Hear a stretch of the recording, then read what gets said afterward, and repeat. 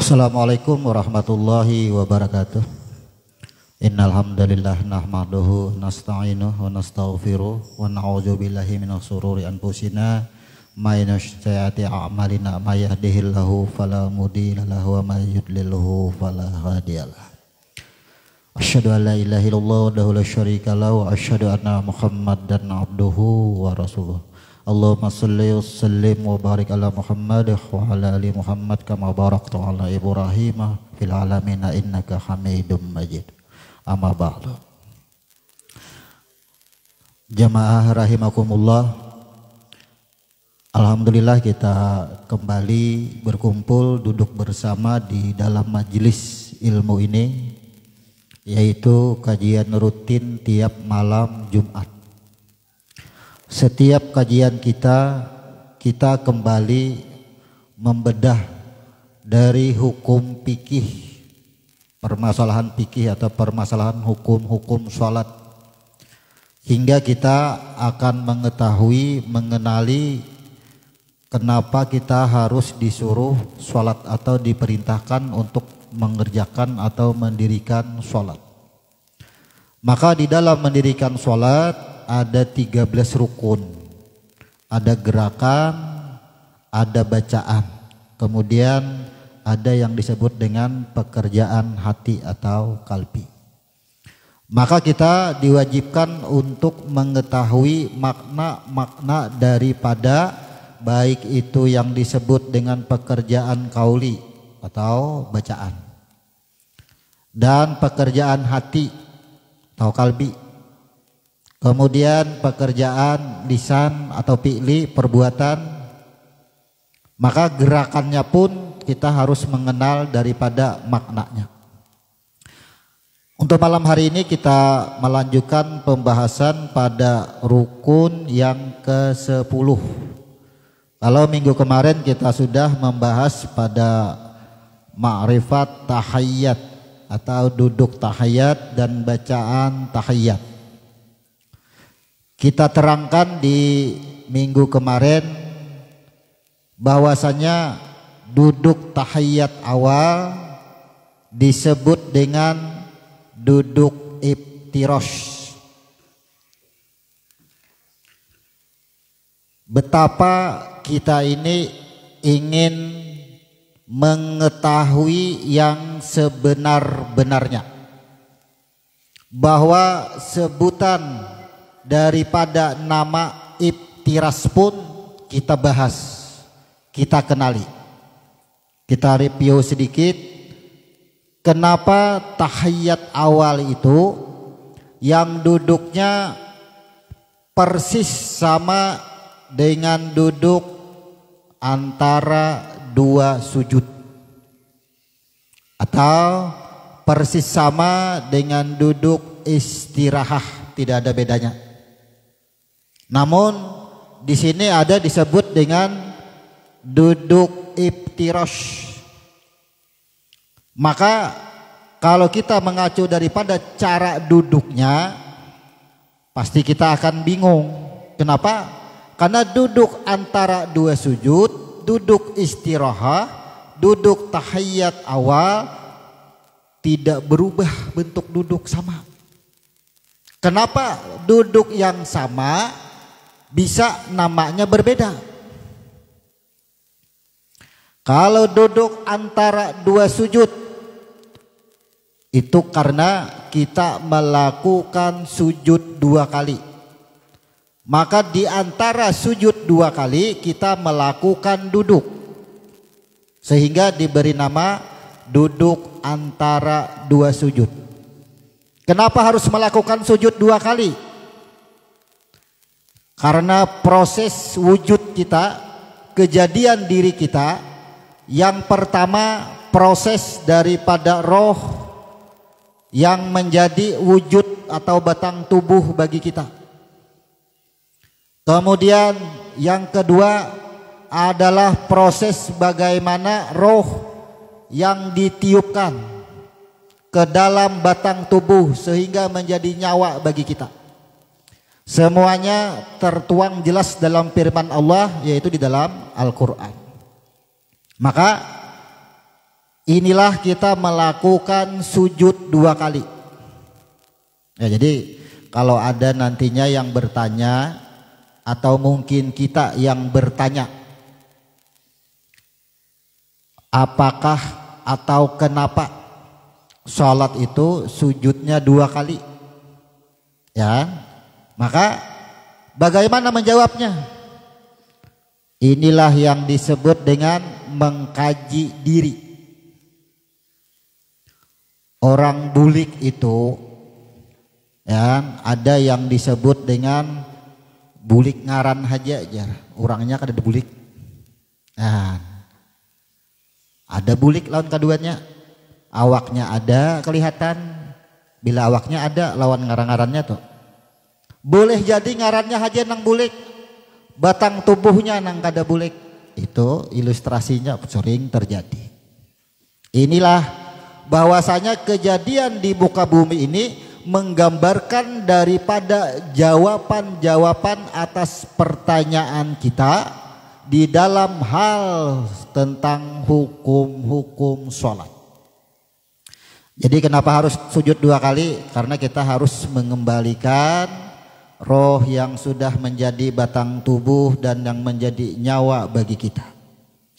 Makanya roh yang sudah menjadi batang tubuh, apa yang kita bulikakan itu adalah sifat daripada rububiyahnya. Kemudian kita mengembalikan asma wa sifat,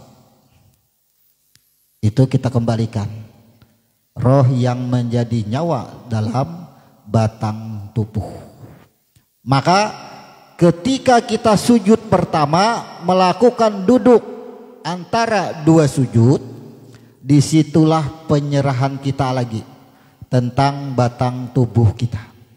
Makanya imbas sudah sujud yang kedua adalah imbas sudah di dalam duduk istirahat membaca bacaan duduk antara 2 sujud, kada ada lagi karena sudah bulik, sudah sampai itu. Nah, kemudian ada yang disebut tentang duduk iftiros, persis sama duduknya, tidak berubah, sama duduknya, duduk tahiyat awal ini. Disebut duduk iftiros karena di dalam iftiros ini itu terjadi ketika kita sudah melakukan sujud 2 kali. Nah, kalau duduk istirahat sudah melakukan sujud 2 kali juga. Duduk istirahat hendak naik kepada rukun berikutnya. Namun di dalam duduk tahiyat awal yang disebut dengan iftiras ini sudah melakukan sujud 2 kali. Amun orang sudah sujud 2 kali, kita ilustrasikan. Sekarang kita membayangkan, kita rasakan, boleh marabitah haranya. Karena kita diperintahkan ya ayyuhalladzina amanus biru wasabiru warrabitu. Wahai orang-orang yang beriman, ambil yang terakhir warrabitu. Artinya bayangkan, cari silsilah siapa batang tubuh engkau, siapa nyawa di dalam batang tubuh engkau. Makanya warrabitu. Nah, jadi kita diperintahkan untuk itu. Maka di dalam melakukan setelah sujud 2 kali, kita sudah batamuan. Batang tubuh bulik batamuan, diproses sampai ke tanah, sampailah kepada nur. Nyawa bulik juga sampailah kepada roh.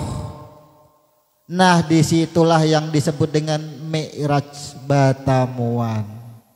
Makanya imbas sudah melakukan duduk 2 kali disebut dengan duduk iftiras, pertemuan yang awal, batamuan sudah. Bagaimana ketika batamuan? Nah, makanya pas batamuan at-tahiyatu lillah. Kan batamuan sudah. At-tahiyatu lillah wassalawatu wattaibat. Sekarang ketika kita membaca at-tahiyatu lillah dan seterusnya, batamuanlah kita selama ini. Itu. Kita kada sadar siapa batang tubuh kita, siapa nyawa yang ada di dalam batang tubuh ini. Maka bacaan at-tahiyatul mubarakatus kah? At-tahiyatu lillah kah bacaannya? hanya sekedar bacaan, membaca aja, tapi kadang membaca diri. Nah itu konteksnya. Nah ini sudah kita jelaskan di minggu kemarin. Maka iftiras proses, makanya kan ada huruf fa, proses daripada pengembalian diri. Diri yang sebenarnya diri ini sudah batamuan. Maka pada malam hari ini boleh jadi atau boleh dijadikan satu dengan tahiyat akhir. Karena di dalam tahiyat awal tidak ada namanya bacaan sholawat. Itu ada tak? Ini masih ada perbedaan paham di sini, banyak kita memahami di situ. Kenapa? Rata-rata tahiyat awal ini berhenti pada kalimat Allahumma sholli ala Muhammad, atau ada yang Allahumma sholli ala Sayyidina Muhammad, ada yang seperti itu. Nah, kenapanya bertahan sampai di salawat? Sedangkan iftiras ini adalah ikrar pertama ketika roh bertemu dengan yang menghembuskannya. Batamuan sudah. Nah, begitu sudah batamuan, kalimat terakhir adalah pada kalimat persaksian.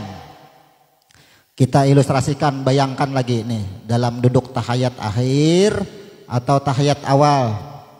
Kalau malam hari ini kita bayangkan pada duduk tahiyat akhir. Rasakan waktu di dalam tahiyat akhir. Tahiyat awal tadi kan belum ada salawat. Kenapa di dalam tahiyat akhir ini harus bersalawat? Karena di dalam tahiyat akhir disebut dengan tawarruk. Ada huruf ta, waw, ro, dan kaf. Kenapa? Awal-awal roh ialah yang menciptakan huruf ta. Jadi huruf ta itu awal-awal kejadian roh. Itu pertama-tama huruf ta ada, makanya tawarruk. Roh sudah bulik ke makamnya. Nah, kita bayangkan ketika duduk tahiyat akhir. Di dalam duduk tahiyat akhir ada yang disebut dengan ma'rifat sholawat. Ya, halaman 108 kalau ada yang membuku. Karena kemarin kita sudah bahas tentang tahiyat awal. Kenapa ada salawat di situ? Salawat ini dibaca setelah kita mengungkapkan persaksian kita atau penyaksian kita. Apabila kita sudah mengungkapkan persaksian atau penyaksian kita, tenggelamlah atau lenyaplah dalam kalimat yang diucapkan tadi. Kada bersaksi lagi kita. Kenapa? Karena sudah masuk. Amun masih menyaksikan, melihat, masih dua. Bagaimana supaya jangan tadua? Ingat, sholawat dibaca setelah syahadatain. Coba kita rasakan. Kita ulang sedikit, mereview lah. Asyhadu alla ilaha illallah. Aku bersaksi, ya, Engkau Tuhanku. Ini bahasa arti. Tapi kalau kita terjemahkan, cabuti hurufnya, asyhadu alla ilaha illallah. Ternyata, ya, aku ada batang tubuhku ini karena Engkau ciptakan atas perbuatan Engkau. Alif sudah. Aku bersaksi. Kenapa aku dipanggil, ada namanya. Ternyata namaku adalah nama Engkau. Kalau aku kada dicipta, kada diulah, adalah bernama. Tidak akan ada nama. Berarti siapa nama yang melekat pada tubuh kita, wujud kita? Adalah nama Engkau. Lam sudah. Aku meyakini, aku menyaksikan. Ternyata nyawa yang ada dalam batang tubuhku, membuat aku bersifat itu ini, keluh kesah, menangis, sedih, senang, gembira, ternyata adalah roh engkau. Lengkaplah sudah alif lam ha. Kenapa? Karena haknya adalah engkaunya tadi. Inilah bacaan asyhadu alla ilaha illallah. Ini kan kalau Nabi Mi'raj itu kan naik ke atas. Nih bayangkan, hati-hatilah bahasa naik ke atas. Ketika betamuan, apa nang betamuan? Roh. Lawan roh betamuan. Jasad betamuan dengan rohnya. Nyawa betamuan dengan rohnya, itu ngarannya betamuan. Waktu Mi'raj itu betamuan, itulah nang membaca bersaksi semuaan adalah engkau juga. Apa lanjutannya? Wa asyhadu anna Muhammad. Dan ternyata yang disebut Muhammad ini adalah nang diri nang saikungan ini, ternyata itu maksudnya. Diri nang wujud ini ternyata yang Muhammad. Wa asyhadu anna Muhammad dan abduhu. Dan abduhu itu adalah perangkat. Abduhu itu perangkat. Artinya itu sebuah referensi, rekomendasi lah Muhammad. Nih, engkau aku cipta sebagai menjalani abduhu. Abduhu itu apa? Mengembalikan. Apa yang dikembalikan adalah kalimat pada huruf dal. Engkau Muhammad akan menerima balasan, maka kembalikan lawan aku semua. Makanya abduhu itu adalah karena dimulai dengan huruf ain. Ain itu ilmu. Aku bekali ujar Tuhan dengan ilmu lah supaya jangan sesat buliknya lawan aku. Nah ingat, dengan ilmu itu engkau tidak akan tersesat karena engkau berada selalu di dalam persaksian. Huruf ba sudah.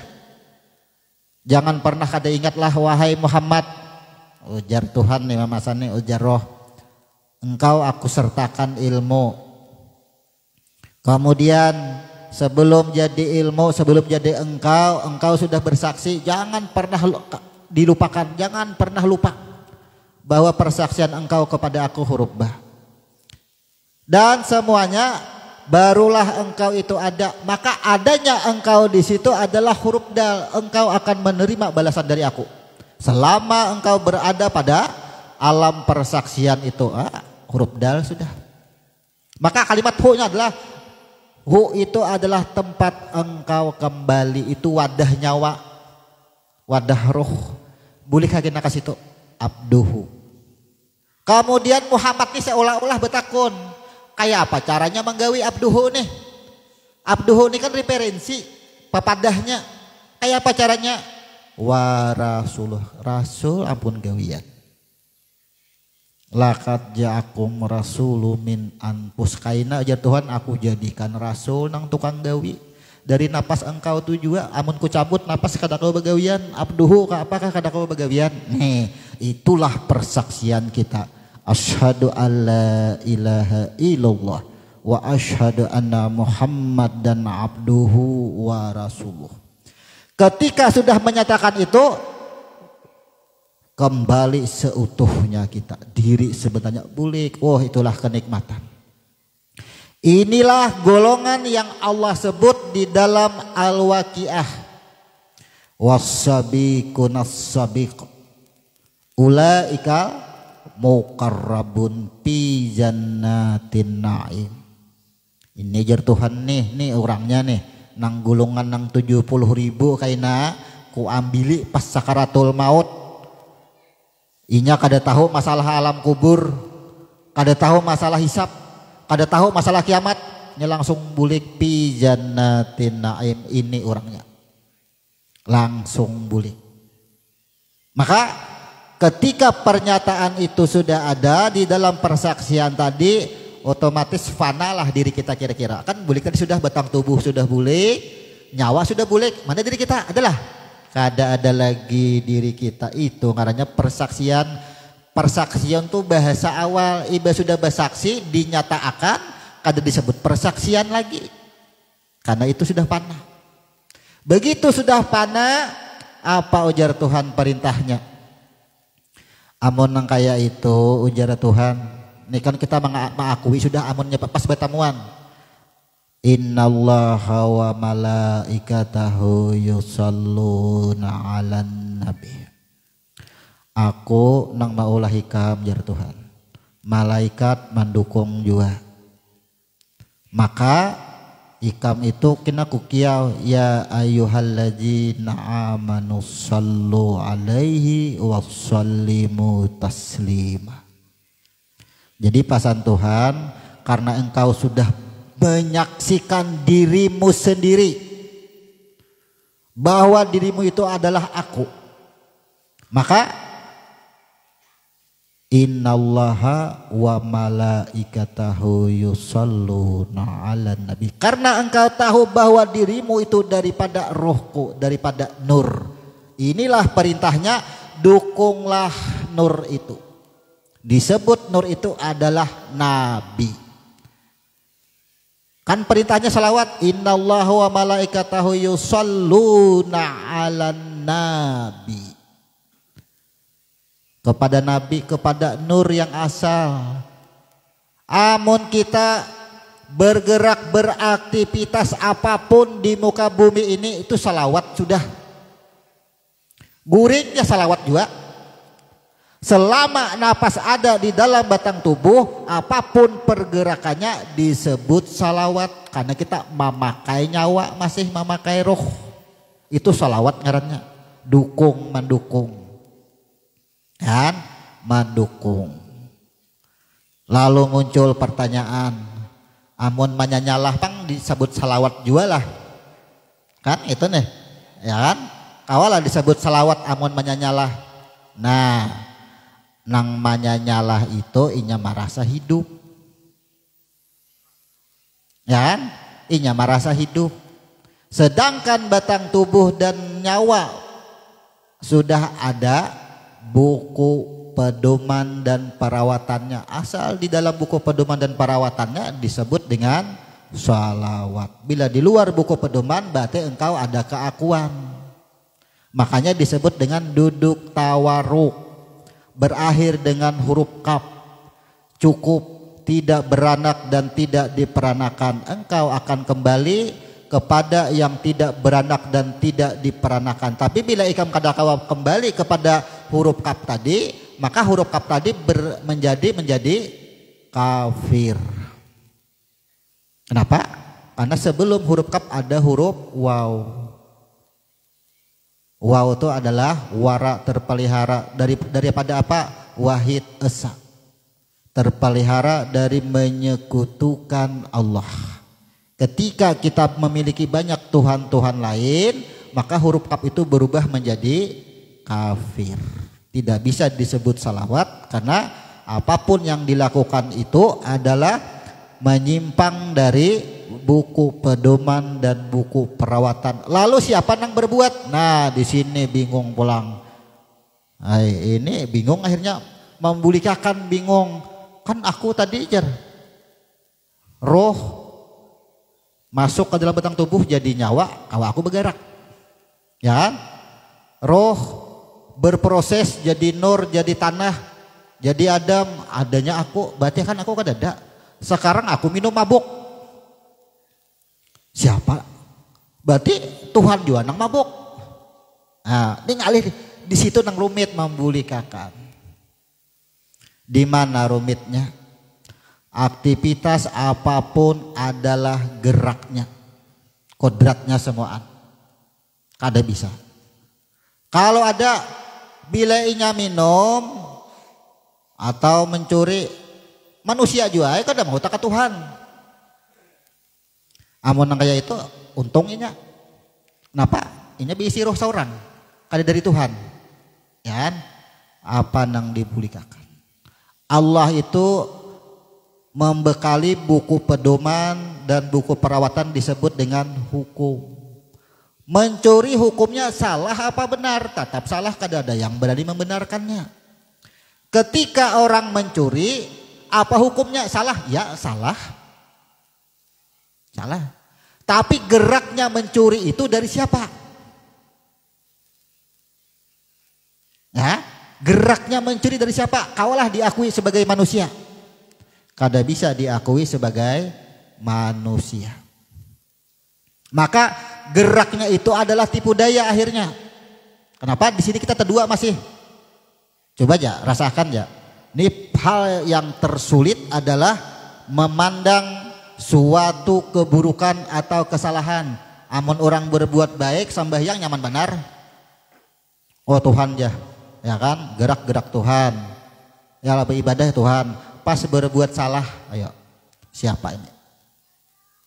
Apabila mengatakan inya juai, manusia juai, hamba juai, bertentangan dengan ayat wan nafsi wa masawaha. Setiap jiwa, artinya aku bersumpah setiap jiwa, fa'alhamaha fuzuraha wa taqwaha. Setiap jiwa, setiap diri, ujar Tuhan, aku bekali, aku sangui sifat baik dan sifat buruk. Berarti siapa yang melakukan sifat baik dan sifat buruk? Maka keburukan itu adalah pada hukum keburukan. Bapak Tuhan mencipta neraka amun sifat fujur kadada. Apa alasan Tuhan meletakkan hambanya ke dalam neraka? Apa alasannya? Sifat fujur tidak ada pada manusia. Maka sifat fujur adalah kehendaknya juga. Maka bila kita pas berbuat salah, akui aku salah, minum tuh salah, ya salah, minumnya nang diakui, minumnya nang diakui. Tapi bulikakan gerakannya, ketika kita mengembalikan geraknya inilah yang disebut, inilah ujar Tuhan yang aku senangi. Bila inya salah, inya ingat lawan aku. Ingatnya di mana? Geraknya ingat. Kembali kepada kodratnya. Ya kada Tuhan, nama gerakkan kada mungkin aku. Nah ingat lawan aku ujar Tuhan. Ini bos senang benar Tuhannya. Ini sudah salah kada ingat lagi. Ini yang parah. Nah itu caranya kita hidup ini. Bila inya salah akui. Jangan hendak kuli mati biar bungkas di landau jangan kada kubuka. Saking pisitnya memingkuti, jangan. Akui nang paling Tuhan cintai itu ketika berbuat maksiat langsung sadar mengakui, oh bujur di salah tadi. Nang aku lakukan salah. Tapi yang melakukan jangan disalahkan. Hati-hati itu. Di situ maksudnya. Nih, orang mengamalkan sholawat karena prinsipnya itu adalah yang baik dan benar dari Allah, yang salah dan buruk manusia. Meletakkan kalimat ini yang bingung, tidak bisa meletakkan kalimat. Kenapa? Semua keburukan baik daripada gerak, baik daripada hukumnya itu terletak pada diri manusia. Ini nengarannya lupa lawan Tuhan. Berarti ujar Tuhan ikam bergerak saurangan kah tadi minum? Dari mana? Lampu ini napas banyala ditakuni riam kanan banyala saurang kah ikam kada dari aku kah satrumnya? Sama. Pas lampu tabakar riam kanan kah nang tabakar? Satrum kah nang tabakar? Kada. Ketika diri kita minum rusaklah roh kita, kada rusak roh kita. Nyawa kita ini kada rusak, sama. Setrum riam kanan masuk ke dalam bola lampu, berputar tabakar pecahan kacanya, rusaklah setrum riam kanan. Atau riam kanan tabakarlah, kada rusak. Wujud kita inilah nang rusak. Ada keakuanan ujar riam kanan, merasa harap benyala seorang, tak mampu lah, kada mampu. Itu merasa harap seorang, inilah kita. Inilah yang disebut dengan sholawat. Karena begitu sudah persaksiannya masuk, diperintahkan untuk mendukung beraktivitas. Jangan keluar daripada kalimat ibadah abduhu. Ibadah itu hurufnya sama, abduhu itu juga hurufnya. Barisan yang membedakan. Maka tidak ada aktivitas di muka bumi ini di luar daripada ibadah sebutannya.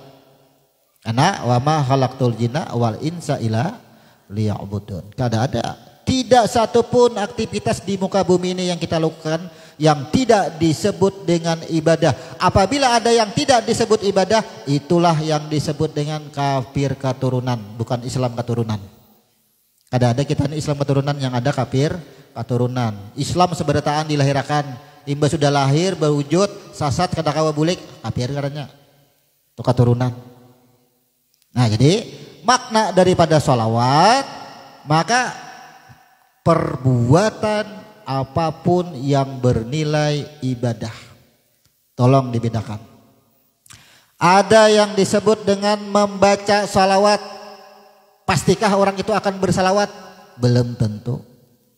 Allahumma sholli ala Muhammad, Allahumma sholli ala Sayyidina wa maulana wa habibina Muhammad. Ya kan banyak nih. Ada lagi yang panjang pada itu lagi. Nang handap aja gin, kada apa kada tahu maknanya. Allahumma sholli ala Muhammad, bayangannya kepada Nabi Muhammad bin Abdullah. Aku bersaksi bahwa Muhammad bin Abdullah adalah nabiku. Betamuan lah kita lawan Nabi. Apa kita menyaksikan? Sama kada betamuan. Saksiakan diri seorang betamuan tuh. Lawan Nabi aja kita kada betamuan, apalagi dengan Tuhan. Itu kalau bahasa secara ilmiahnya itu berat. Maka apapun aktivitas tadi adalah bermakna salawat, karena pada halaman ini ada yang disebut dengan ma'rifat salawat. Apa bacaannya di dalamnya? Bacaan salawat ini beda-beda nih, banyak juga. Di sini Allahumma sholli ala Muhammad kama shallaita ala Ibrahim wa ala ali Ibrahim wa barik ala Muhammad wa ala ali Muhammad kama baraktu ala Ibrahim wa ala ali Ibrahim fil alamina innaka Hamidum Majid. Nah, ini salawat di dalam salat. Maknanya tadi, apapun aktivitas disebut dengan ibadah maka tergolong ini mendukung nur yang sudah bersaksi. Maka ketika kita bernilai ibadah, inilah yang disebut dengan salawat, dukungannya. Berarti jasad mendukung kepada nurnya asalnya, nyawa mendukung kepada rohnya asalnya, disebut dengan salawat. Karena pesan di dalam sejarah penciptaan itu bahwasanya semua batang tubuh dan nyawa kita ini ada lampu kuning tak marbutah, itu menandakan adalah bahwa kita ini seberataan yang wujud ini buyang beciri. Hati-hati bila buyang beciri, artinya bila buyang beciri ini bila tak marbutah tak tu betitik dua, kada akan lepas daripada kehilapan dan kesalahan, makanya dicirii. Kenapa betitik dua? Bila inya tak salah tetap bulik lawan aku, jar Tuhan. Melakukan yang bujur bulik juga lawan aku, makanya titik dua tuh. Jadi fungsi titik dua itu adalah petunjuk bagaimana kita kembali tahu diri kita asal usulnya. Maka banyak orang yang bersalawat tapi sesungguhnya ia tidak mengenali makna salawat, maka tidak disebut ia bersalawat, hanya ia membaca salawat. Baca aja, nang sekali aja membaca kada paham kita, apalagi nang 5.000 kali. Jadi amun pian kena bersalawat di warung kah di mana kah, bacakan salawat gin ya. Pahamlah dengan salawat. Kita berwarung tuh salawat sudah. Kita makan salawat juga, kita minum tuh salawat juga. Karena makan minum adalah diperintah. Makan dan minumlah ajar, kan perintah, itu salawat sudah. Artinya wujud kenyataan daripada salawat. Amun kayak itu kan dibaca lagi lah salawat. Kan munculkan lagi kita perdebatan itu. Maka orang yang membaca salawat nih 1 kali dibalas 10 kali. Kita ilustrasikan. Allahumma sholli ala Muhammad. Bacaan salawat itu artinya kita ini memadahi diri kita. Selamat atas batang tubuhku, selamat atas nyawaku yang dari ruh tadi asalnya, yang daripada nur itu ngarannya itu sama itu. Allahumma sholli ala Muhammad. Kita tuh mendoakan roh yang menjadi batang tubuh kita ini ingat asal usulnya. Kemudian kita ingat nyawa nih, nah daripada nur sampai kepada roh itu ngarannya bacaan sholawat doa. Maka ingatnya itu disebut dengan hati yang bersalawat. Jadi orang membaca salawat itu doanya. Mohon hendak sampai bacaan sholawatnya, maknanya itu ya tadi kita mengucapkan atau berharap atau menyatakan batang tubuh kita ini selamat. Karena tahu asal usulnya, nyawa tahu asal usulnya itu bacaan sholawat. Bila membaca sholawat kada tahu dengan itu. Nah misal melihat nasi orang makan, seorang ada kau makan, salawatakan dahulu jar. Yalah orang nukar kendaraan hanya salawatakan barang dahulu aja. Mudahan tak kasih orang tuh kan banyak nih orang nih mengamalkan gitu. Menyalawatakan tuh artinya tuh nang jadi kendaraan tuh dari mana asalnya. Orang nang menukar tuh kendaraan tuh siapa juga asalnya. Buliklah sudah. Bila kawa kita membulikkan diri kita nang membaca ini siapa. Mau tuh dapat. Apapun kesulitan dengan selawat mau, tapi harus maknanya harus warabitu. Jadi akan ke satu. Kenapa? Karena diperintahkan salawat itu adalah kepada Nabi. Kepada nur yang bersaksi, berarti pulihkan kepada persaksian yang awal. Nah, jadi apapun ketika kita bersalawat, ini kebanyakannya kemungkinan salawat ini hanya sekadar bacaan. Allahumma sholli ala Muhammad. Artinya tahu? Artinya nang tahu. Maknanya bang? Maknanya ini. Maka kalau artinya tahu, karena kalimat doa keselamatan atas diri. Diri siapa? Diri Muhammad. Muhammad nang mana? Disusur, disesahi, teka Muhammad bin Abdullah pulang. Diri kita kada diudahkan selamat lah, kada tambus. Akhirnya di situ. Maka ketika kita membaca Allahumma sholli ala Muhammad, ada kada Muhammad bin Abdullah di situ? Seluruh semesta sekalian alam masuk di situ. Tuh salawat nang ujur-ujur salawat. Masuk kada ada nang bertinggalan lagi. Selamat nang wujud ini, roh nang berwujud selamat. Sudah tahu asal usulnya. Nang bersifat nang bernama bulik tahu asal usulnya. Bulik kembali. Ini nang salawat sebenar-benarnya salawat. Makanya di sini ya Allah berilah keselamatan atas Nabi Muhammad. Ini kan arti. Atas Nabi, coba Nur diberi nama Nabi, ya kan? Lahirlah Muhammad bin Abdullah wujud. Lalu ayat di sini diartikan Nabi Muhammad.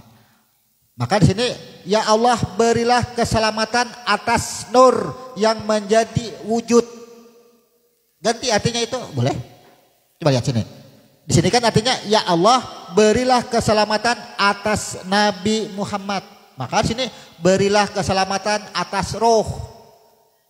Roh yang awal kan, wa nafatu fihi mirruhi. Roh dulu ditiupakan, jadilah Nur Muhammad, jadilah diri kita. Diri kita alam semesta disebut dengan mimha mimdal. Berilah keselamatan atas nur nang sudah berwujud. Kalau kita ubah artinya ya itu. Tapi di sini berilah keselamatan atas Nabi Muhammad. Seperti keselamatan yang engkau berikan kepada Nabi Ibrahim wa ala ali Ibrahim. Kenapa disebut Nabi Ibrahim? Tak umpat juga Nabi Ibrahim di sini di dalam salawat. Salawat Ibrahim ya. Salawat itu artinya dukungan. Jadi kalau orang Madakone, kenapa di dalam salawat itu ada Ibrahim disebut? Itu salawat Ibrahim ya. Takuni pulang sesahi. Apa gerang arti salawat Ibrahim? Sholawat itu kan dukungan. Artinya kita ini mendukung kepada ajaran Ibrahim. Bagaimana ajaran Nabi Ibrahim? Ibrahimlah yang mengejarkan tauhid. Ibrahimlah yang mengenalkan kita dengan diri kita yang sebenarnya. Hitungannya kita mendukung tambus juga kepada Nur. Wa ala ali Ibrahim. Ibrahim itu kan nama. Muhammad adalah nama juga, sama pada nama.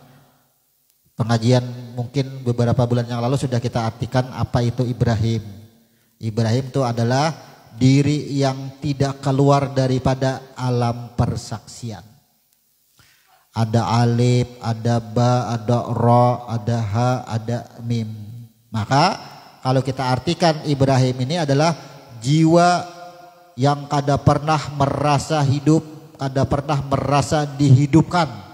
Maka di sini adalah jiwa yang selalu berada dalam persaksian, ulaikal muqarrabun, orang yang selalu berada di dalam kekuasaannya. Makanya karena Quran itu kata-kata qarib diartikan dengan dekat, makanya banyak benar manusia yang jauh lawan Tuhan karena diartikan dekat. Coba kalau diartikan yang seasalnya bahwa qarib itu artinya dalam kekuasaannya. Itu yang sebenarnya. Kalau dalam kekuasaannya kita ini jangan berlaku apapun tanpa perintahnya. Kan kita di dalam kekuasaannya. Ketika kita berani beraktivitas berlaku di luar perintahnya, berarti kita merasa dekat, akhirnya berjauh lawan Tuhan. Karena diartikan dekat, qarib diartikan dekat. Wah ini lalu protes. Kan di Quran tertulis terjemahannya. Fa ini qarib, sesungguhnya aku sangat dekat. Kan Quran yang mengartikan itu, kan terjemah yang siapa yang menerjemah? Nah, jadi kalau qarib diartikan dengan dekat, inilah pantas karena banyak manusia yang menjauh atau jauh dari Tuhannya, jauh daripada asalnya. Karena diartikan dekat. Jadi Ibrahim itu artinya jiwa yang selalu berada di dalam atau di makam persaksian. Kada keluar itu Ibrahim. Sedangkan Muhammad adalah jasadnya, wujudnya. Maka wujudnya inilah yang mengikuti Ibrahim. Wujud kita ini mengikuti hayat daripada Ibrahim, kada keluar pada alam persaksian. Makanya wa ala ali Ibrahim. Makanya di dalam sejarah di surah Nabawiyah itu dijelaskan nantinya Nabi Ibrahim itu kan simbol aja. Kalau berabai kan simbolnya burung. Kan Indonesia lambangnya burung Garuda, burung. Bukan Indonesianya itu. Sama. Nabi Ibrahim itu simbol. Berdiri kayaknya di sebelah kanan aras. Nih nang orang-orang nang mengikuti ajaran Nabi Ibrahim sudah dijamin fi jannatin naim, surga baginya sudah. Muhammad ini kenapa di sebelah kiri? Karena Muhammad ini jasad nang selama hidup di dunia mengakui merasa hidup terus, merasa dihidupkan. Jasad yang tersesat. Makanya dijaga. Jadi Muhammad ini lambang daripada jasad kita. Ini dijaganya kita sebelah kiri. Oh ini ujar Muhammad nih umatku nih. Tapi si ini selama hidup di dunia merasa dihidupkan Tuhan. Jadi bila dia sambahyang menyembah Tuhan, lawan Tuhannya kada tahu. Sambahyang terus, jasadnya bujurnya sambahyang, tapi kada tahu lawan Tuhan, jasad yang tersesat. Padahal jasad daripada nur, daripada roh kada tahu. Ujar Tuhan, padahal jasad pianto, ujar Tuhan asalnya daripada air yang dikeluarkan Tuhan dari tulangnya anak cucu Adam, dikeluarkan jadi segumpal darah, berbentuklah daging, jadi tubuh pian nih ujar Muhammad. Kenapa kada pinando lagi buliknya ke mana? Bulik tubuh. Makanya Muhammad adalah simbol batang tubuh dijaganya, nang tubuh-tubuh kita yang tersesat nih, nah kada tahu bulik. Disitulah memohon disebut dengan syafaat. Tuh hukum syafaat kita di situ. Jadi kita ini tinggal memilih hendak masuk golongan yang mana. Cara kita mati itu 3 buting aja Tuhan memadahi sudah. Yang pertama ulaikal muqarrabun fi jannatin naim. Orang-orang yang selalu berada di dalam persaksiannya langsung ujar Tuhan ku jemput fi jannatin naim, bulikan ke surga ku jannati. Nang kedua kaina ujar Tuhan imba sudah kiamat ku bangkitakan. Ku bangkit orang ini ku julungi catatan buku amalnya masing-masing batimbang bahisap. Nah, mana timbangannya nang barat ke situ. Golongan yang ketiga kada dijulungin apa-apa, tuh langsung ke situ 7 bulik. Disebut dengan langsung diceburkan ke dalam neraka. 3 aja golongan yang bulik tuh kena kita. Di situ nang bulik. Kira-kira golongan yang mana kita? Jangan dibayangkan bila kita membayangkan ke neraka sambayang tarus tuh coba aja. Maka bila membayangkan neraka bila sambayang tarus cagar takutan lawan neraka. Nah aja neraka takutan lawan aku kan makhluk juga. Anta tipu dengan neraka. Membayangkan kan Nabi Ibrahim di sebelah kanan aras ya kan arah ke surga. Kenapa arah ke surga? Orang yang selalu sembahyang, selalu sholat dengan Tuhan, kada pada ketinggalan, cangkal sembahyang. Nah aja surga mencari aku sembahyangnya kada menjadi Tuhannya kada. Masih sombong sembahyang. Kenapa sembahyang? Aku hendak ke surga, sombong masih. Di situ. Neraka dan surga itu adalah qada dan qadar. Tamui nang maulah qada dan kadarnya. Jadi kita kada menyesahi qada dan kadar lagi. Karena kita disuruh menjalani qada dan qadar. Amun batamuan lawan nang tukang ulahnya, tahu aja tukang ulahnya kemampuan kita sampai di mana. Amun kada mampu menjalani kadarnya nang sebelah kiri, dia hendak tuhan kanan kita. Rasakan itu, tamui tukang ulah kadarnya. Itu maksudnya. Jangan memikirkan takutan bahayanya cagar masuk neraka, bah sakit benar jangan bayangkan. Amun tahu hendak tahu bayakan api neraka, cucul halawan ruko. Iyalah, cucul lawan ruko hanya reja api ruko. Iyalah, dibandingkan nang kayak itu lalu cangkal sembahyang. Sebenarnya bagus pang caranya. Tapi kalau ilmunya kurang, akhirnya apa? Sembahyangnya takut lawan neraka berumuran. Itu. Maka ujar Tuhan kada ada lain lagi sembahyang itu menamui aku akimis sholat lijikri aku nang ditamui. Kenapa menamui surga? Pian juga Tuhan nang menjanji bilanya sembahyang dibalas dengan surga. Yalah. Karena orang sembahyang itu ibarat mencari kebanyakan duit. Upahnya habiskan dulu upahnya. Aku ujar Tuhan nang asalnya suci. Asalnya roh ini suci, kada ada membawa apa-apa. Jadi buliknya jangan membawa apa-apa lawan aku. Ai kan banyak membawa pahala lawan aku kada menerima pahala. Kada memerlukan pahala engkau. Ku Anda kayak di surga dulu habiskan pahala dulu di surga. Hanya bulik lawan aku. Sama. Akhirnya apa? Kalau kita keilmuan kita mengenal akan bagaimana surga dan neraka, sholat kita ini kada mau gelisah. Busiah aja luput bacaanku neraka maka neraka wail pulang. Ancaman kada lagi gitu. Iba sudah tuntung assalamualaikum warahmatullahi wabarakatuh. Alhamdulillah ada jawaban bayangan surga cagarannya nih. Himung. Ya kan? Sembahyang mengharap surga, makhluk surga neraka makhluk juga. Jangan bergantung lawan makhluk. Maka bila bergantung dengan makhluk huruf gainnya lapas sudah ghairul maghdubi alaihim.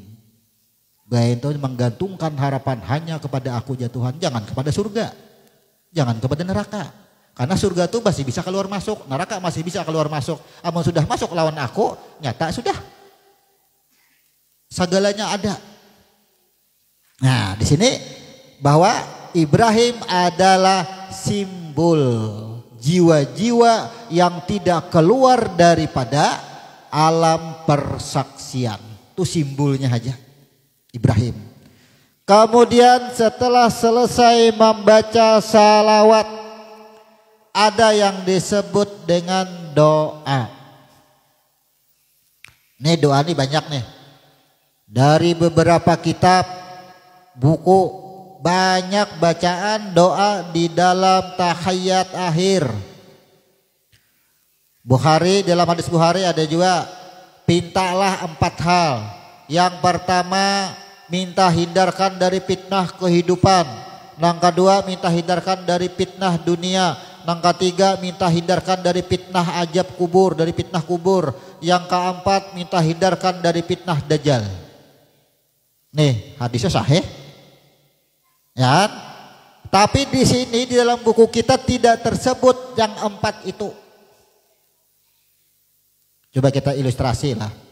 Di dalam buku kita ini kita meminta Allahumma inni jalam tum nafsi. Nah, ya Allah, sesungguhnya aku telah menganiaya diriku sendiri. Ini adalah bentuk pengakuan atas daripada diri kita yang di luar buku pedoman dan buku perawatan.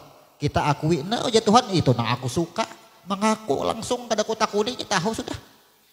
Babatamuan Tuhan aku salah. Allahumma ini kan nanti bentuknya Allahumma ini dalam tu menafsi. Ini bentuknya ya Allah, sesungguhnya aku telah menganiaya diriku. Bahasanya ya Allah, aku ini salah. Mengaku sudah, belum ditakuni sudah mengaku. Ini ya Tuhan yang paling kucintai, orang yang berbuat maksiat tapi inya sadar dan inya mengakui kesalahannya. Wah, ini himong benar Tuhan. Ini datang-datang bertamuan lawan aku, ya Allah hindarkan ulunlah dari fitnah dunia, naran ulun lawas hidup di dunia. Bahajar Tuhan inya hendak aman aja hidup di dunia. Kada pernah mengingat lawan aku, nang dipintanya lawan aku keselamatan inya diri inya aja di dunia. Hindarkanlah aku dari fitnah kehidupan. Nangaran orang hidup ini macam-macam, dipitnah apa semuaan, takutan benar lawan hidup. Ya Allah, hindarkanlah aku dari fitnah kubur. Takutan diajab di kubur, masuk kubur takutan, minta doanya. Ya Allah, hindarkan aku dari fitnah dajjal, takutan bertamuan dajjal. Pastikah kita bertamuan dajjal? Itu. Mana bagusnya ya Allah, nih ulun sudah menganiaya diri seorang, ulun banyak salah, mana bagusnya. Amun ujar Tuhan, ku ampuni. Kenapa? Karena di sini ila anta faghfirli maghfiratam min indika warhamni innaka antal ghafurur rahim. Jadi imbah kita mengaku salah, lalu ujar kita nih nang maampuni kada lain pian tukang ampuni. Pian aja nang maampuni. Ulun rasakan sudah ketika ulun masih roh, belum berwujud lagi, 3000 tahun ulun di dalam neraka, kada ada yang kawa membebaskan ulun, menyalahkan ulun. Ya, pian juga ternyata orangnya. Nah, sama itu. Sampai roh menjadi wujud, tampaklah kita kehidupan dunia. Ini kita akui. Maka kita buat pernyataan, pian juga Tuhan. Nah, ini ilustrasi lah. Jangan kita berdua kayak itu. Artinya hakikat, makna. Jangan ya Allah ulun ini banyak salah, pian dia nang maampuni. Itu kan kalimat doa. Jangan, karena kalimat doa itu bisa tak dua masih. Itu kan kalimat doa, sah kalimat doa nang kayak itu. Tapi hati jangan nang kayak itu. Jangan diumpatakan hati kayak itu. Maka pernyataan ini adalah kecuali engkau maka ampunilah aku pengampunan yang langsung darimu dan kasihanilah aku. Berarti doa di dalam tahiyat akhir di sini adalah tazkiyatun nafs, pembersihan diri yang sebenarnya diri. Apa yang dibersihi? Roh. Roh nang menjadi batang tubuh bersih. Roh nang menjadi nyawa bersih. Mana bagusnya lawan kita meminta doa, ya Allah hindarkanlah aku dari fitnah kehidupan, fitnah dunia, fitnah dajjal, fitnah kubur. Mana bagusnya lawan bersih diri. Amun diri kita bersih, roh kita bersih, ayo takutanlah kita dengan fitnah kehidupan. Cagar menemuilah, kada akan menemui fitnah kehidupan. Fitnah dunia menemuilah, kada juga karena kita mengenal dengan diri. Fitnah kubur bang, bertamuanlah, kada akan bertamuan juga. Maka doa ini adalah menutup dari yang 4 kalimat itu. Tertutup dengan hanya Allahumma inni jalamtum nafsi julman qasiron. Hanya dengan doa itu. Jadi kita pas membaca doa nih, ini kan kalau secara arti kayak itu tadi. Jadi maknanya kita Allahumma inni jalamtum nafsi uma. Ini napasku nih, imba sudah masuk ke dalam batang tubuh, macam-macam digawi, ya kan? Itu maksudnya salah. Akui aja salah itu. Tuh doanya. Kenapa? Karena begitu napas masuk ke dalam batang tubuh, bukankah sebelum doa tadi ada yang disebut pada kalimat sholawat Ibrahim, ya Pak? Berilah keselamatan kepada Nabi Muhammad, Nabi Ibrahim dan keluarga. Makanya wa ala ali. Nah, itu kan keluarga. Maka kalimat doa di sini jalam tum nafsi ini adalah diri yang masuk ke dalam batang tubuh, memancar ke mata, boleh lihat mata macam-macam dilihat, ya kan? Hanya orang yang pindah bergerak sedikit, mata kada bapicim-picim, mau lihatnya sampai tuntung, kan? Hanya orang yang pindah apakah? Muntungnya sudah bakulibi. Tuh napas semuaan tuh nap ketika masuk ke dalam diri. Masuk ke telinga, ada kawa, ada menimpilakan telinga ke dinding, ada tahu, ada mendengarkan sesuatu. Kemudian masuk ke tangan, kada kawa tangan kada bergerak, geraknya yang salah semuaan.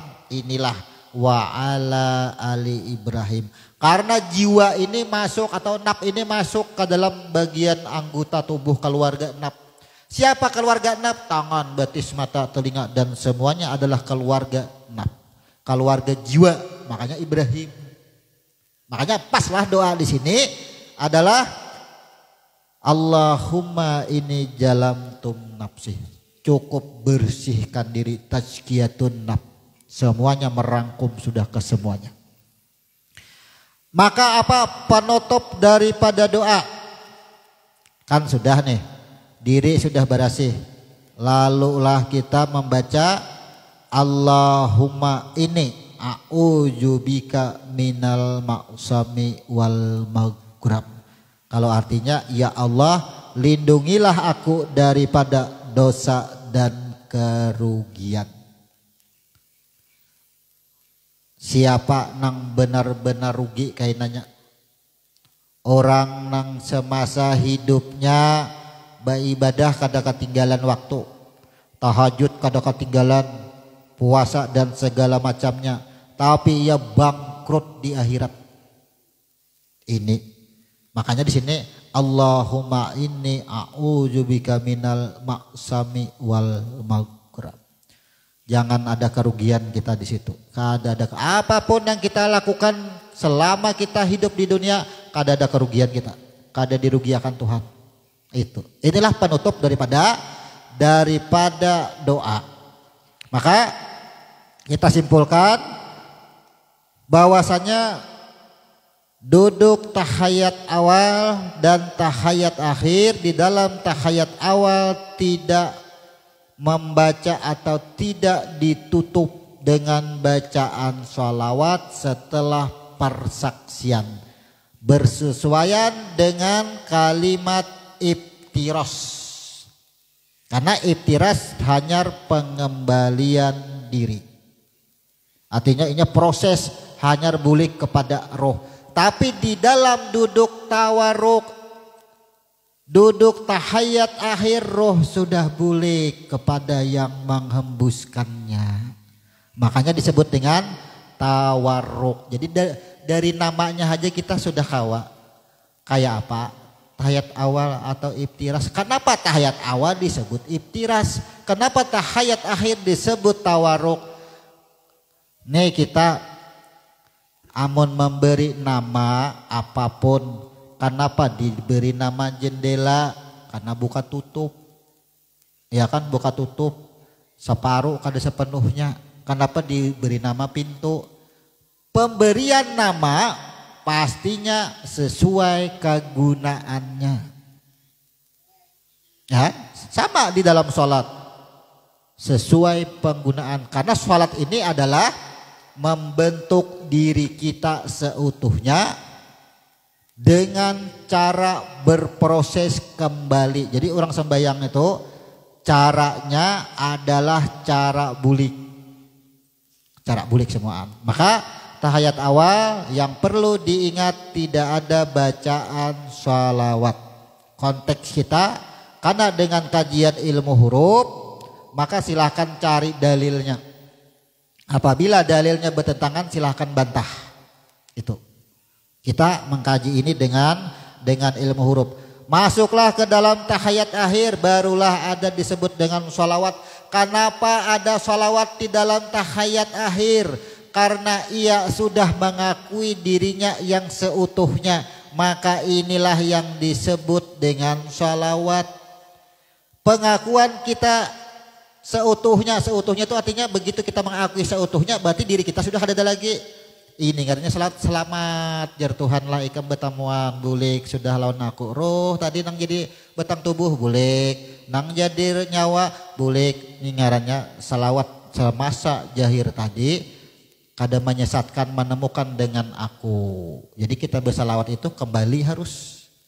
Maka setelah sholawat makanya di sini setiap doa harus dimulai dengan sholawat baik di luar sholat. Kalau tanpa sholawat maka doanya tertolak. Kenapa tertolak doanya yang tanpa sholawat? Karena doa adalah suatu pengakuan. Nah doa adalah suatu permohonan. Sholawat pengakuan. Amun memohon berdahulu mengaku kada.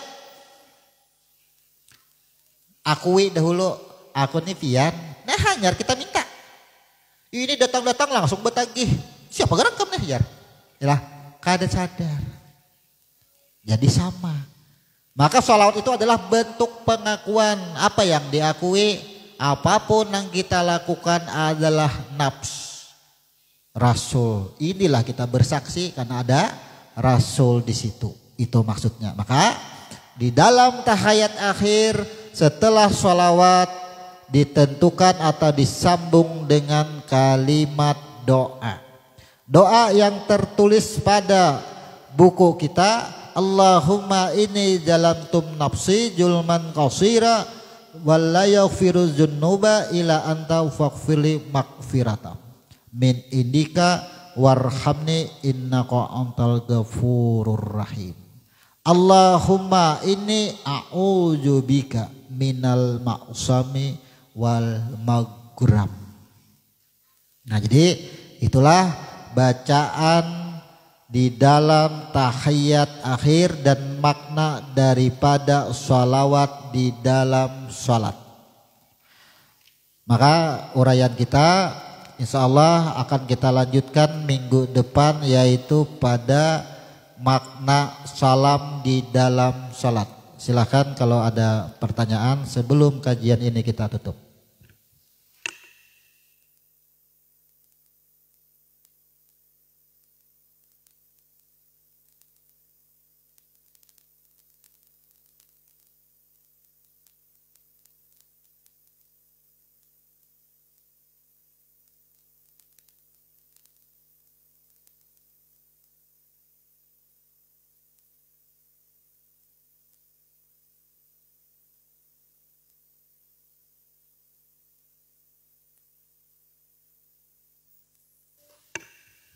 Jadi kajian kita ini karena membongkar semua dari hukum fikih atau ahkam dan semua pembahasan di dalam Islam itu kita kaji dengan ilmu huruf.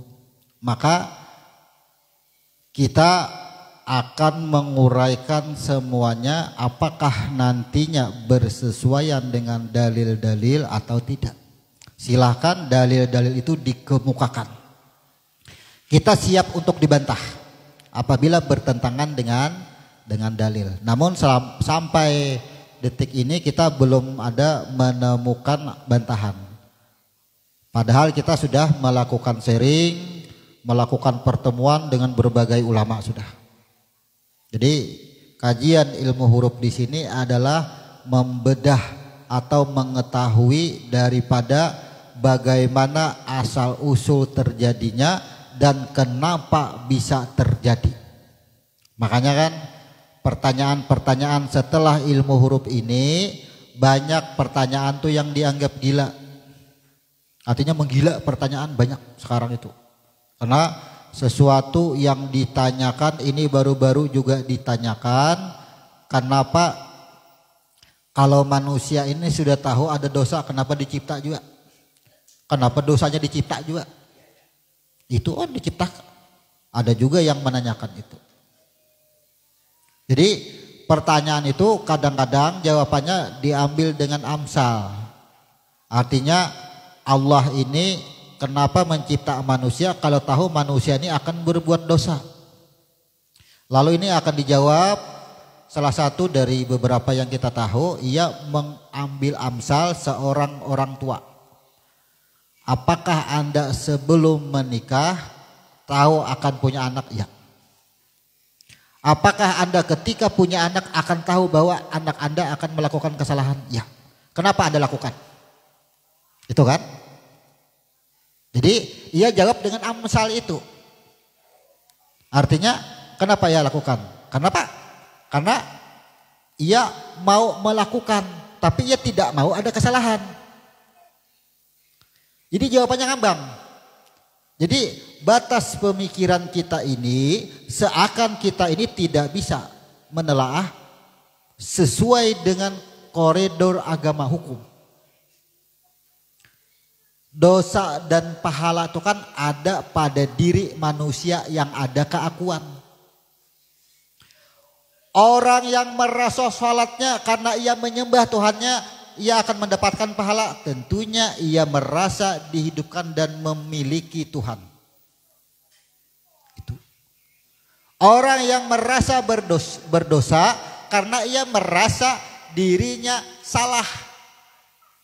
Lalu ia menyalahkan hidupnya, menyalahkan geraknya, sama ada keakuan.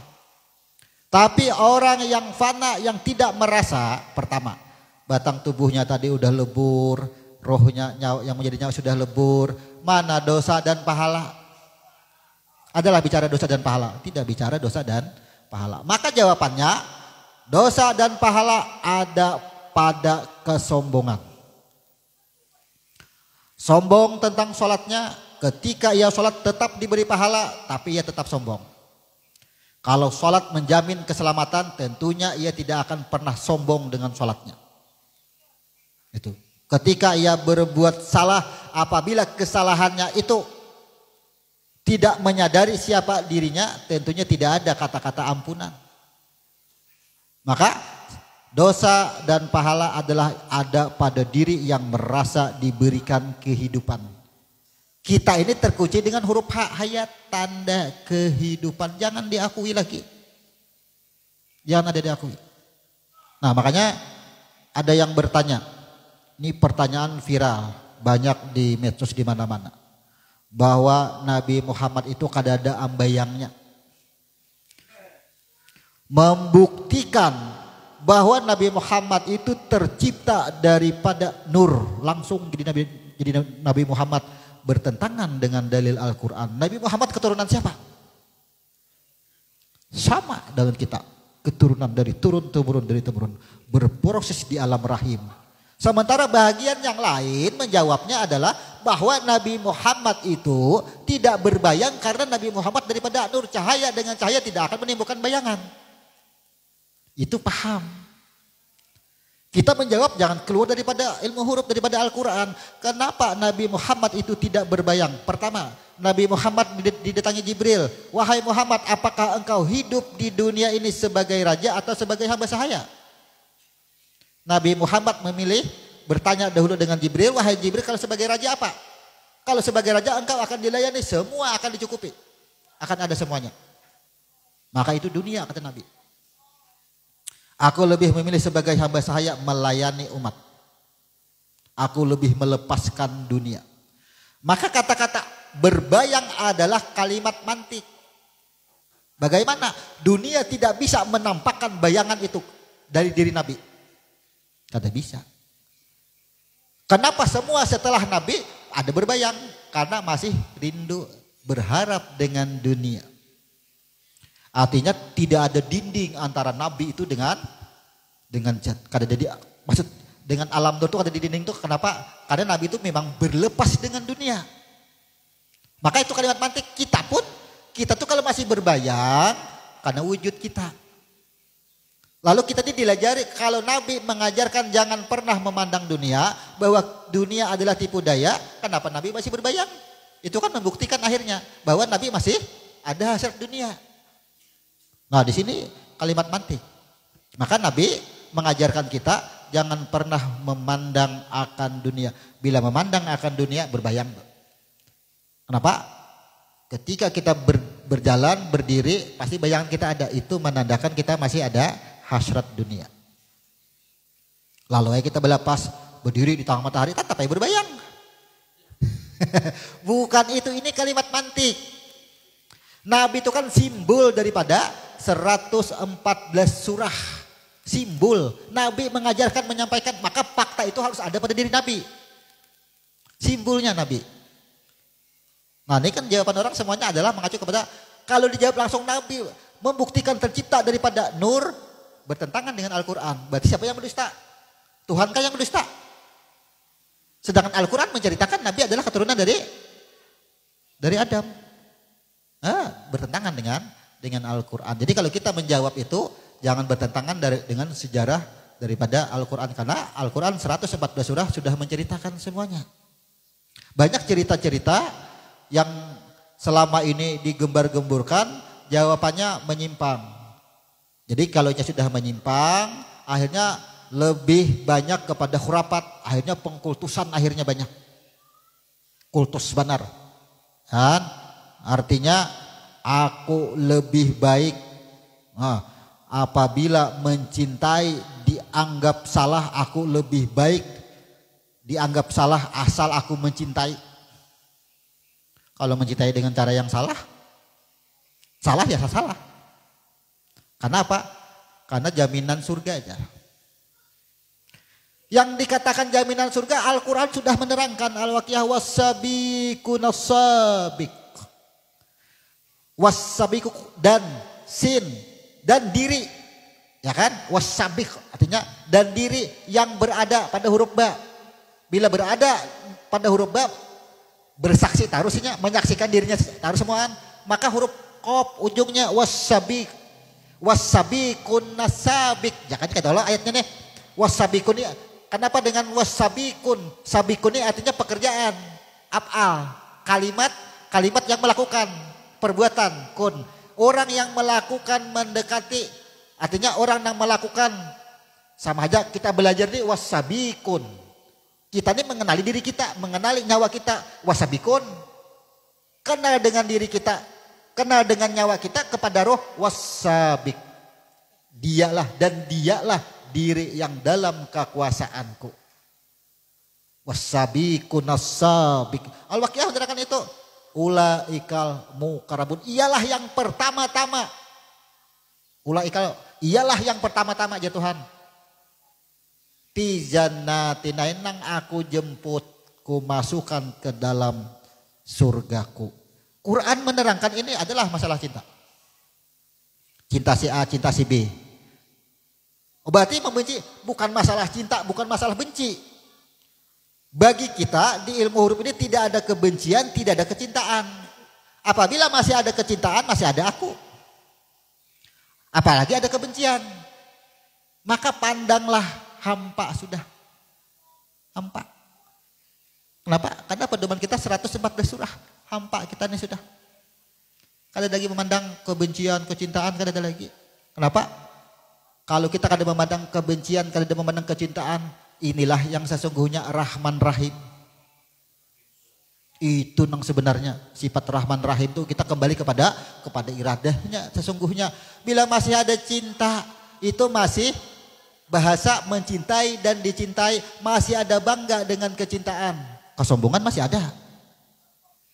Kita kan ada lagi hampa. Tapi bukan hampa di sini kada mau berusaha lagi. Kan bawa kawan lagi, bukan itu. Tapi di dalam bergaul, dalam berusaha, kita ini mengalir, nah seperti biasa. Apapun yang kita dengar, kita pandang, itu kembali semuanya. Itulah persaksian kita. Ujar Tuhan, ikam hidup itu abduhu. Abduhu itu apa? Kembali. Apapun yang didengar, apapun yang dilakukan, kembali. Lawan aku bulikakan tarus, lawan aku semuaan. Jangan pernah menyimpang. Kebiasaan kita ini dirahat pas karena kesusahannya aja nang hendak bulik. Hanya sadar. Ya kan? Tapi ada juga kamu muyakan susah, sesekalinya kada kamu bulik. Yalah, kamu muyakan. Kenapa? Kupur sudah. Kapir, putus asa. Ada juga saking bahagianya kada ingat lalu, ada juga. Makanya disumpahi Tuhan, wa nafsi wa masawaha fa'alhamaha fujuraha wa taqwaha. Jangan berbangga dengan sesuatu yang baik. Kenapa? Sesuatu yang baik bisa menyesatkan. Contoh banyak orang yang banyak mengalami kebahagiaan, banyak lupa dengan Tuhan.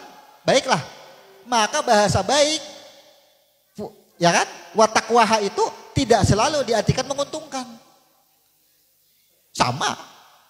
Fa'alhamaha fujur, sifat buruk jangan diartikan sesuatu yang selalu rugi. Contohnya apa?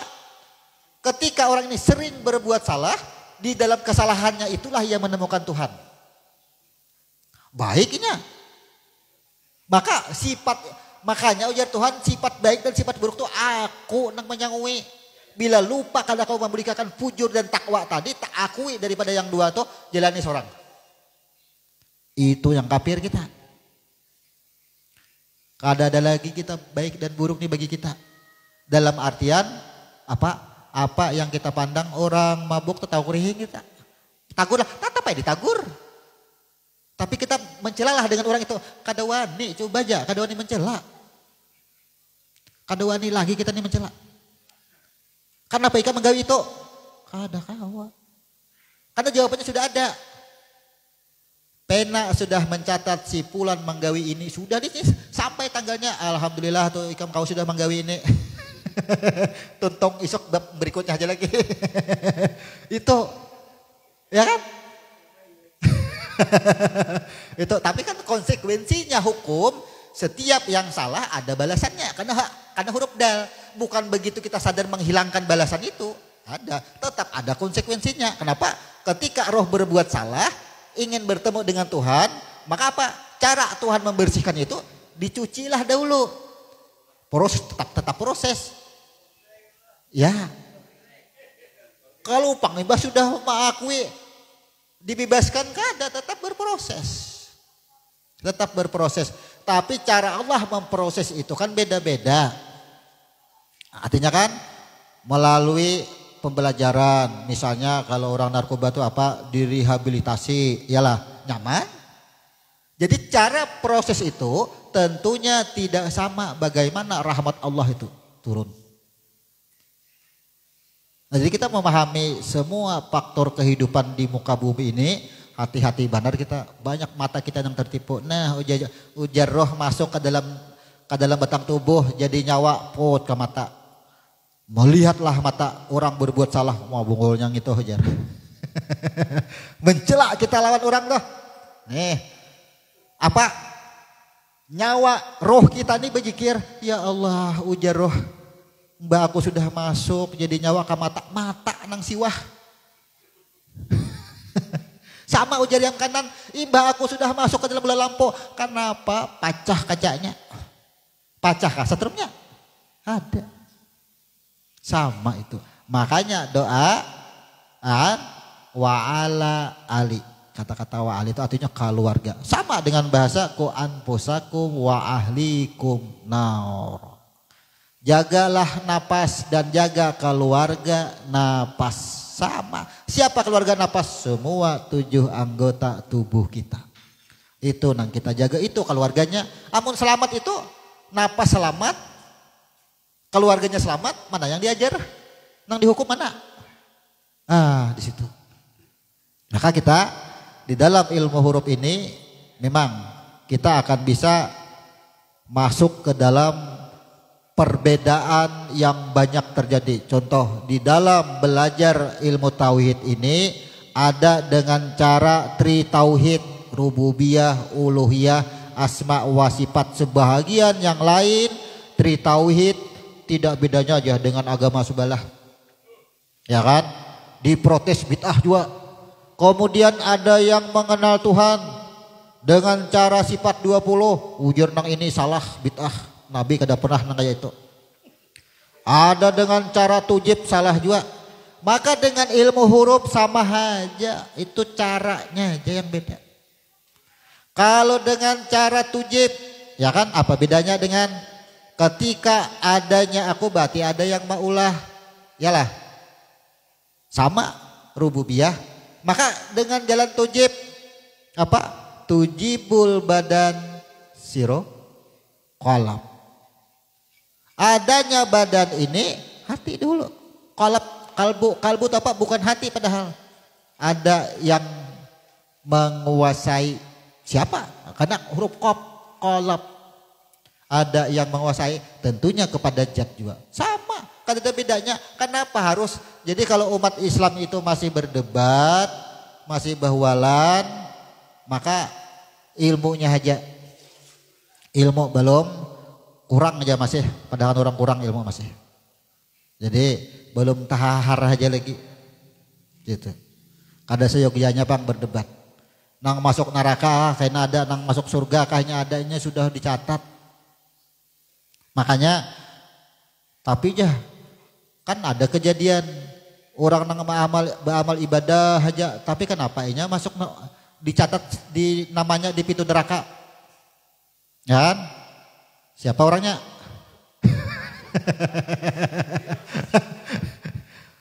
Jadi di zaman sahabat itu pernah kejadian namanya Abdul Aziz. Alhamdulillah beliau simbolnya sekarang.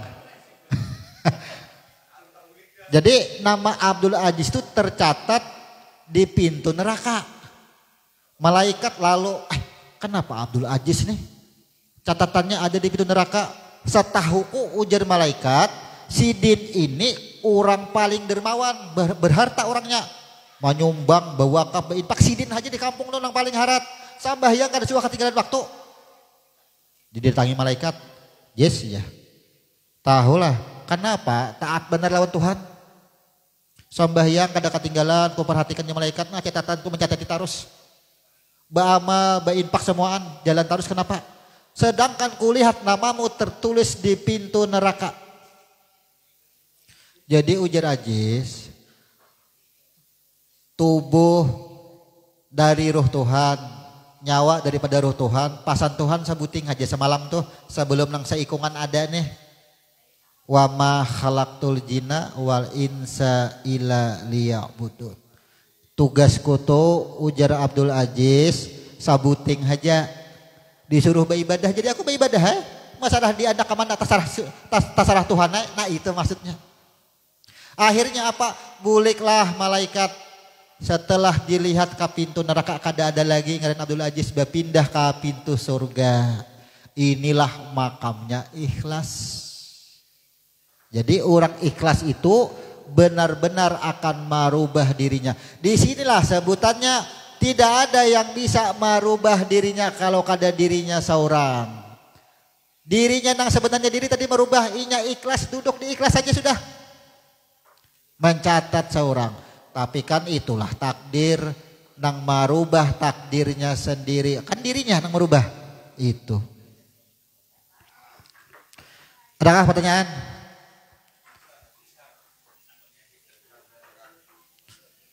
Kalau sudah tidak ada, kita tutup. Subhanakallahumma wa bihamdika asyhadu an la ilaha illa anta astaghfiruka wa atubu ilaik. Assalamualaikum warahmatullahi wabarakatuh.